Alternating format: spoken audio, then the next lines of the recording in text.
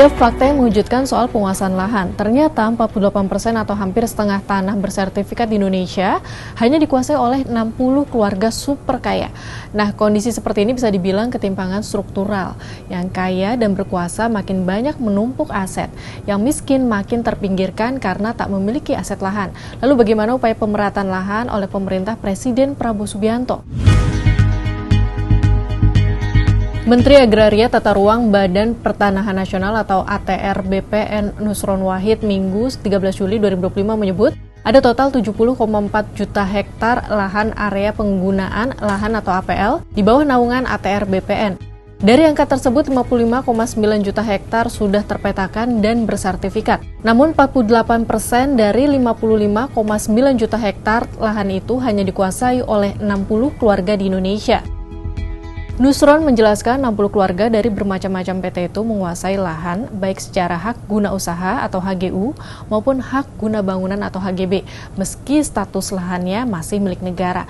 Nusron juga mengklaim jika hal ini merupakan kesalahan kebijakan masa lampau dan juga menyebabkan kemiskinan struktural di Indonesia. Lalu dengan fakta 60 keluarga menguasai 48% lahan HGU dan HGB, apa yang bisa dilakukan pemerintah? Menteri Nusron mengklaim akan mengusung perubahan dengan 3 prinsip, yaitu keadilan, pemerataan, dan kesinambungan ekonomi. Prinsip kesinambungan sebagai upaya mempertahankan pelaku usaha yang sudah berjalan. Sementara prinsip keadilan dan pemerataan berarti lahan baru tidak lagi diberikan kepada pihak-pihak yang sebelumnya sudah menguasai terlalu banyak lahan.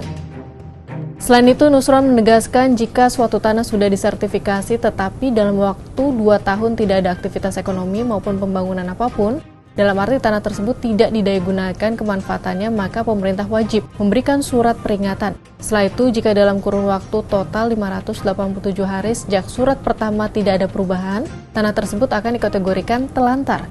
Adapun tanah telantar dapat didistribusikan oleh pemerintah pusat sebagai objek land reform atau reforma agraria. Nah, sekarang kita bahas soal HGU dan HGB. Apa perbedaan di antara keduanya dan bagaimana juga aturannya? Menurut Undang-Undang Nomor 5 Tahun 1960 tentang Peraturan Dasar Pokok-Pokok Agraria atau UUPA, hak guna usaha atau HGU adalah hak mengusahakan tanah milik negara dalam kurun waktu tertentu, seperti untuk usaha peternakan, perikanan, atau pertanian. HGU diberikan atas tanah paling sedikit 5 hektar dengan ketentuan kalau luasnya 25 hektar atau lebih perlu menggunakan investasi modal yang layak dan teknik perusahaan yang baik sesuai kemajuan zaman. HGU diberikan paling lama 25 tahun, sedangkan untuk perusahaan yang butuh waktu yang lebih lama bisa diberi HGU paling lama 35 tahun. Selain itu, HGU bisa diperpanjang sampai 25 tahun. Hanya warga negara Indonesia dan badan hukum yang didirikan menurut hukum Indonesia dan berkedudukan di Indonesia yang bisa memiliki HGU. Sedangkan HGB menurut Undang-Undang Nomor 5 Tahun 1960 atau UUPA adalah hak mendirikan dan memiliki bangunan di atas tanah yang bukan miliknya sendiri dalam kurun waktu paling lama 30 tahun. Kurun waktu tersebut bisa diperpanjang paling lama sampai 20 tahun.